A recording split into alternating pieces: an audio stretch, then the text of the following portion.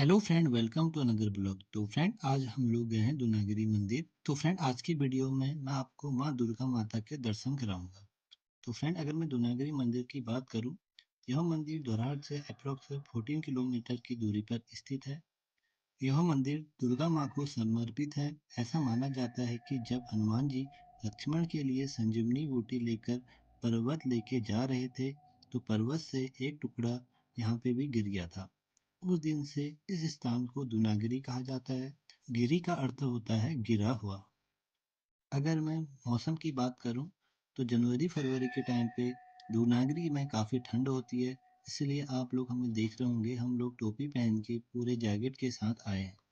जो भी भक्तजन इस टाइम पे मंदिर में आता है, तो उसे थोड़ा ठंड का सामना करना पड़ता है। तो फ्रेंड, अगर मैं भक्तों के लिए दुनागिरी माँ के मंदिर के खुलने का समय की बात करूं, तो गर्मियों में यह समय सुबह 5 बजे से लेकर शाम के 6 बजे तक होता है। अगर मैं सर्दियों की बात करूं, तो यह समय सर्दियों में सुबह 5 बजे से लेकर शाम के 4 बजे तक होता है। तो फ्रेंड, अब हम धीरे धीरे चलकर मंदिर के बहुत पास आ चुके हैं। अब हम दुर्गा माँ के दर्शन करेंगे। तो फ्रेंड, आपको मंदिर देखने के लिए मिल रहा होगा, मंदिर को भव्य तरीके से सजाया हुआ है।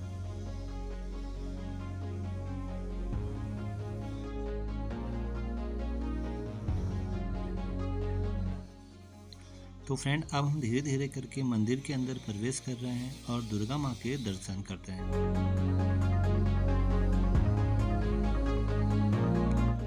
तो फ्रेंड, अब हम दुर्गा माँ के दर्शन करने के बाद वापस लौट रहे हैं। अब हम यहाँ पे जो बाकी मंदिर हैं, जैसे गोलू देवता का मंदिर और भैरवनाथ मंदिर है, यहाँ पे उन सभी के दर्शन करेंगे और उनसे आशीर्वाद लेके आगे की ओर बढ़ेंगे।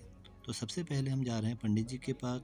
पंडित जी से हमारे यहाँ पे बात हो रही है कि हमारा एक पाठ कर दीजिए। तो हमने यहाँ पे अब पूजा अर्चना करना स्टार्ट कर दिया है। हमने यहाँ पे धूप अगरबत्ती जलाई और उसके बाद हम सभी मंदिरों में इन धूप और अगरबत्ती से आरती करेंगे। तो धीरे धीरे करके अब हम आगे की ओर बढ़ते हैं।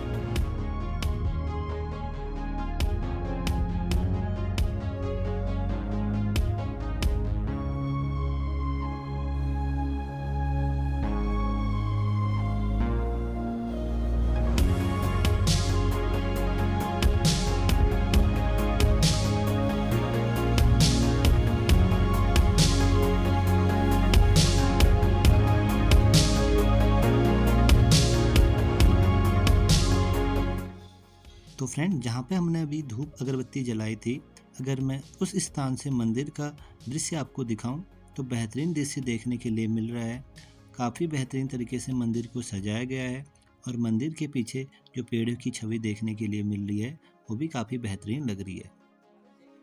तो फ्रेंड, अब हम जा रहे हैं सरस्वती माता के मंदिर में। तो सबसे पहले मैं आपको सरस्वती माता के दर्शन कराता हूँ।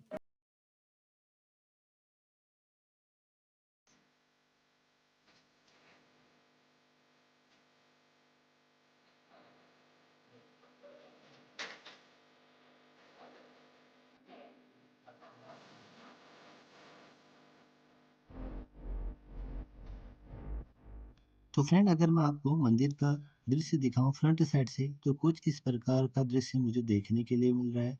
काफी मनमोहक दृश्य देखने के लिए मिल रहा है। मंदिर के सामने बिल्कुल नीला आसमान देखने के लिए मिल रहा है। मौसम काफी अच्छा है। तो फ्रेंड, हम धीरे धीरे करके हनुमान जी के दर्शन करने चले गए। तो यहाँ पे हमने हनुमान जी के मंदिर में दिया वगैरह जलाया। अब उसके बाद हम जाएंगे दूसरे मंदिर में।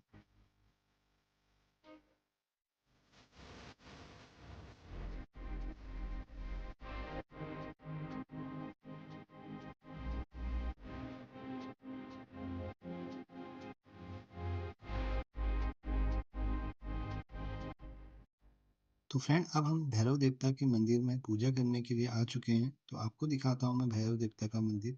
तो सामने आपको देखने के लिए मिल रहा होगा भैरव देवता का मंदिर।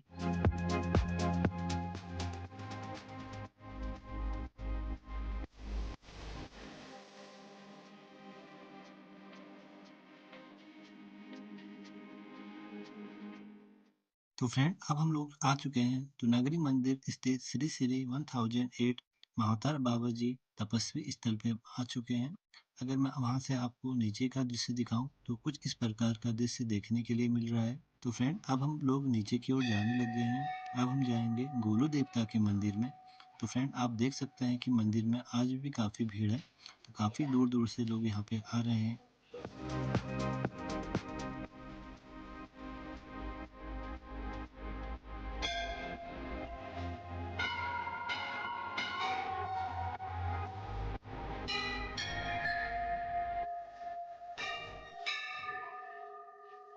तो फ्रेंड अब मैं आपको गोलू देवता जी के दर्शन कराता हूँ और हम लोग मंदिर के अंदर पूजा कर रहे हैं।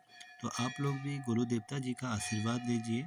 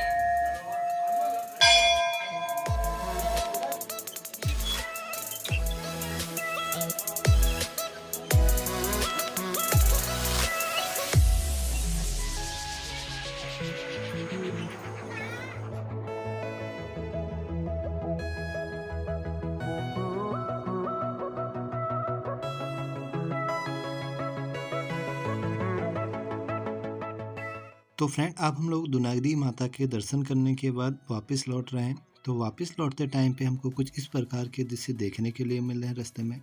तो आप देख सकते हैं कि रास्ते के चारों ओर पेड़ लगाए गए हैं, काफ़ी छायादार पेड़ हैं।